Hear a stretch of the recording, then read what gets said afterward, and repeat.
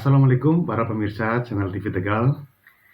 Berkaitan dengan tayangan sebuah televisi swasta beberapa hari kemarin, ternyata mendapat tanggapan dan reaksi serta kecaman keras dari beberapa pihak. Di mana narasi dari tayangan tersebut dianggap menyudutkan, bahkan menghina sosok kiai dan juga pondok pesantren. Meski produser tayangan dari stasiun televisi swasta tersebut resmi telah meminta maaf, namun hingga hari ini masih banyak yang mengecam. Pada kesempatan kali ini, kami mencoba mewawancari sosok ulama asal Kota Tegal dan mencari penjelasan mengapa tayangan tersebut dianggap menghina kiai maupun pondok pesantren. Beliau adalah Dr. Andes Muhammad Nasir, yang merupakan alumni santri salah satu pondok pesantren ternama di Indonesia. Sebelum kita masuk pada poin yang memang lagi viral ini, kita perkenalkan dulu sosok tersebut. Karena memang beliau adalah sosok ulama, juga praktisi pendidikan, dan juga orang yang aktif di politik. Selamat malam, sebagai ulama Kota Tegal nih, ya kami mau bertanya, Bapak ini alumni Ponpes dari mana? Dan kita tahu ya memang kita dengar juga merupakan salah satu pengasuh dari Majelis Taklim wa Zikir Al-Muzamil yang ada di Kota Tegal. Di mana Anda pernah belajar sebagai santri, boleh ceritakan? Ya, menurut awal kali saya pesantren di Tebireng, kemudian berpindah ke Madrasatil Quran di Tebireng juga. Ya, tapi saya sudah ngaji lama di Pondok Pesantren Pacul Kuang. Ya, berpindah ke Darul Falah Cukir, dan kemudian pernah tabarukan ke Pondok Api di Magelang, ya, Tegalrejo, juga di Kerenceng Kwagean Kediri, dan beberapa pondok pesantren yang saya melakukan upaya bagaimana lebih dalam menggali keilmuan kepada para kiai. Awal sejarah sebagai pengasuh majelis ini seperti apa?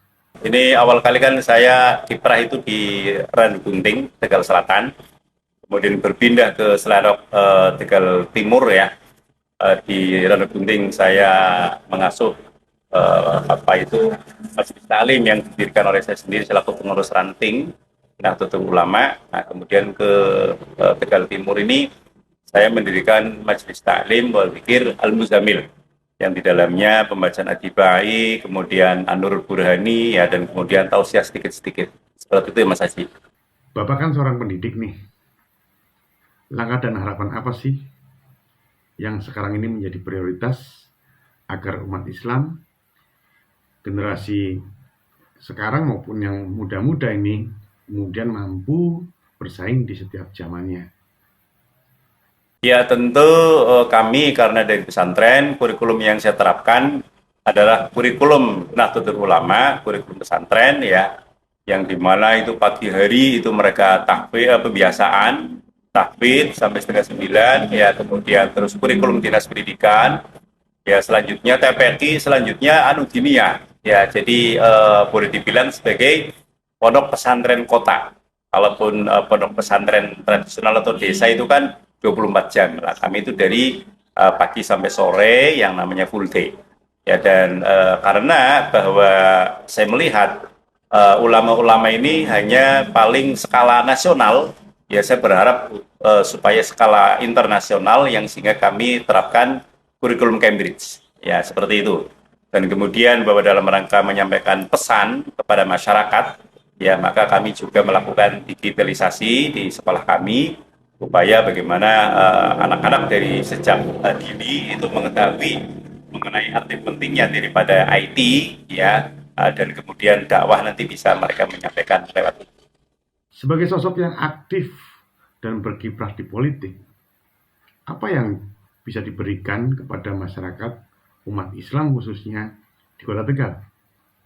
Oke, terima kasih untuk Saya berkiprah di Nahdlatul Ulama di PC ya, ini sejak lama ya, 4 periode atau 5 periode gitu ya. Nah, kemudian saya melihat ada Istana Yatim yang terbengkalai sehingga saya turun ke MWC dan posisi sekarang sebagai Rois Suriah 2 periode. Ini periode yang kedua lagi berjalan. Ya alhamdulillah ini Panti Asuhan Istana Yatim mulai bisa berjalan, bermanfaat walaupun sedikit.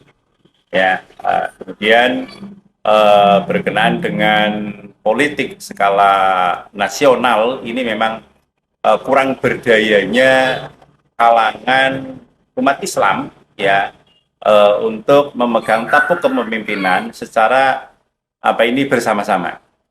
Dulu ketika Gus Dur memang itu ada poros tengah dan itu bagus, tapi itu kan hanya berjalan 2,5 tahun. Lah ini belum terulang lagi. Bagaimana supaya umat Islam ini bersatu ya untuk membangun masyarakat madani yang diharapkan ke arah balzatun thayyibatun warabun ghafur. Oke para pemirsa, kita langsung bincang dengan beliau nih berkaitan dengan tema yang akan kita bahas, di mana dianggap menghina kiai dan juga pondok pesantren. Bahkan ada yang menganggap nih sebagai penghinaan agama Islam.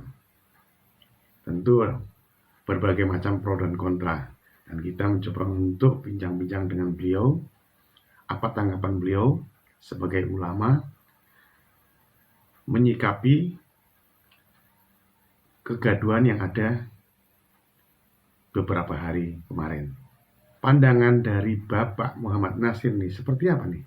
Ya, terima kasih. Ini kan ada peristiwa yang pertama ambruknya 4 lantai di Pondok Pesantren Al-Fauzini Buburan, Sidoarjo, Jawa Timur, yang menewaskan 67 santri ya. Mereka dalam keadaan jamaah sholat asar. Kayak apa luar biasa musibah yang menimpa kalangan pesantren dan kalangan Nahdlatul Ulama. Ya, dan kemudian malah muncul sebuah siaran televisi Trans 7 ya, itu betapa yang terjadi di pesantren itu seperti perbudakan ya, anak-anak suruh ngengsot, kemudian pada memberikan amplop kepada kiainya ya, pada bawa jajan ya, kemudian juga mereka ada yang disuruh untuk ngecor seperti itu. Nah, ini saya hanya menyampaikan mengenai apa yang saya ketahui dari 2 ayat ya, 3 ayat malah. Yang pertama dari Al-Baro'ah ya. Al-Baro'ah itu artinya pemutusan hubungan. Ya, ini memang kita sebagai Nahdlatul Ulama itu memang harus melakukan hal itu. Pemutusan hubungan kerjasama dengan siapa yang kita anggap sebagai musuh Nahdlatul Ulama. Ya, ini harus seperti itu. Ya, kalau kita masih bergaul dengan mereka sebagai orang-orang yang memusuhi kita, ya sudah, kita selamanya akan dicibir, akan dicela. Ya, untuk 2 ayat yang pertama ada tersebut pada Quran surat ke-9 Baro'ah juz 10 pemutusan hubungan, memasuki ayat 79.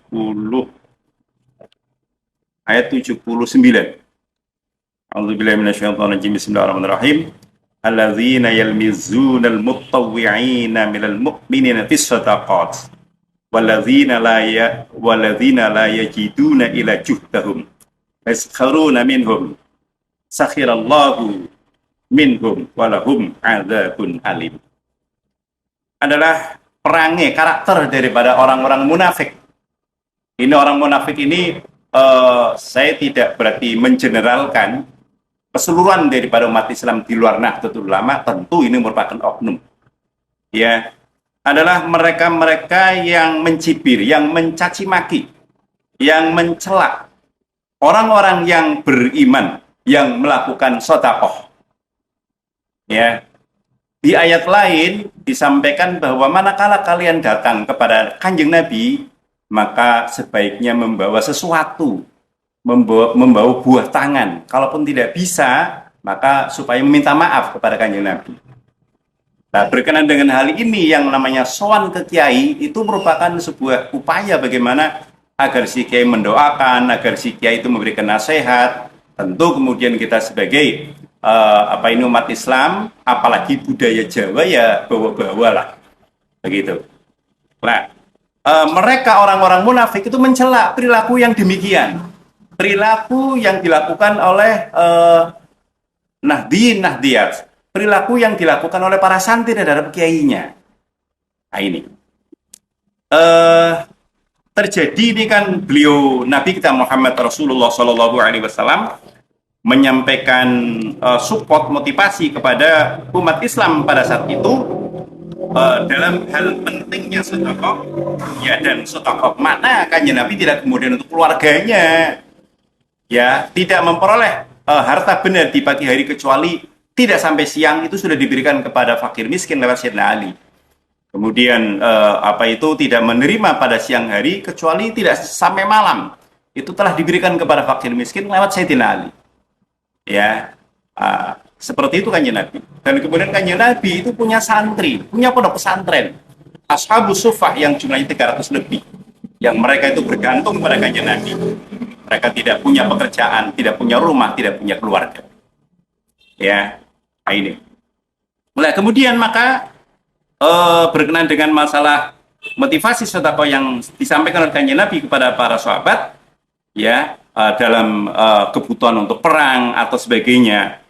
Ini datanglah beliau sahabat Abdurrahman bin Auf membawa 4.000 dirham. Demikian juga Sayyidina Umar. Ya.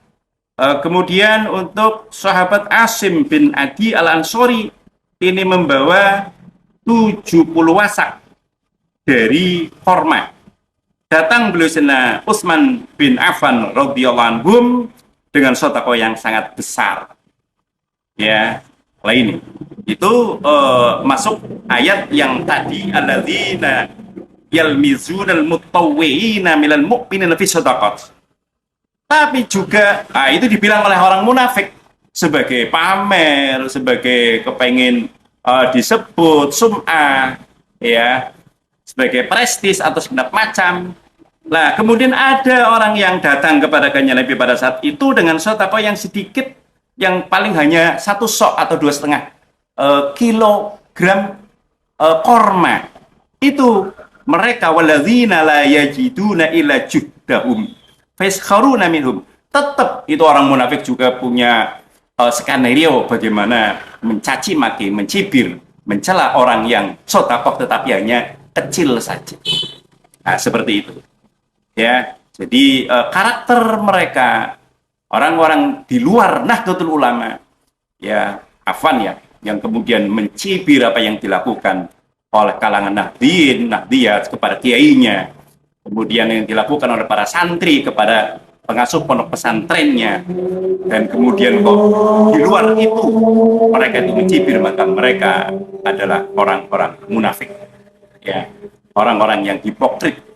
Ya, kenapa? Ya karena bahwa mereka para kiai bukan dalam rangka untuk sendiri, tetapi untuk kemudian untuk pondok pesantren.